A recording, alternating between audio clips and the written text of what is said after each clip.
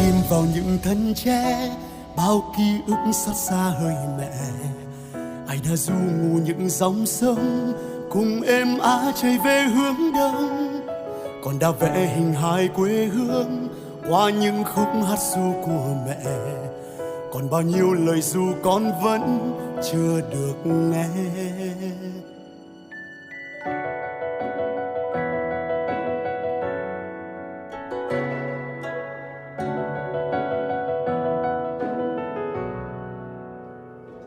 Việt Nam quê hương ta đẹp lắm, mặc lửa khói dày xeo tháng năm. Người Việt Nam da nâu mắt đen, thao thơm bất khuất như cành sen. Việt Nam ơi quê hương ta ơi, biển lúa chín vàng thơm ngát trời. Vòng tiếng ai hò vì nhớ con đò ơi.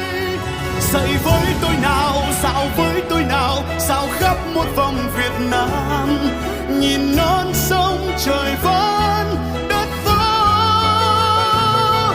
Cùng với tôi nào, dạo với tôi nào, dạo khắp một vòng Việt Nam. Come with me, we travel around Việt Nam.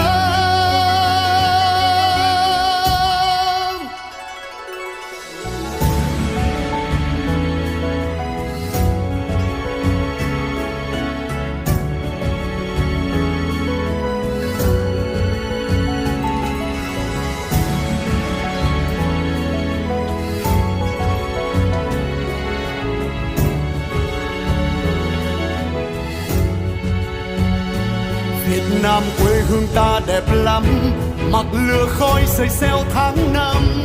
Người Việt Nam da nâu mắt đen, thao thơm bất khuất như cành sen. Việt Nam ơi quê hương ta ơi, biển lúa chín vàng thơm ngát trời. Vòng tiếng ai hò vì nhớ con đò ơi. Dậy với tôi nào, dạo với tôi nào, dạo khắp một vòng Việt Nam. Nhìn non sông trời vẫn đất vỡ.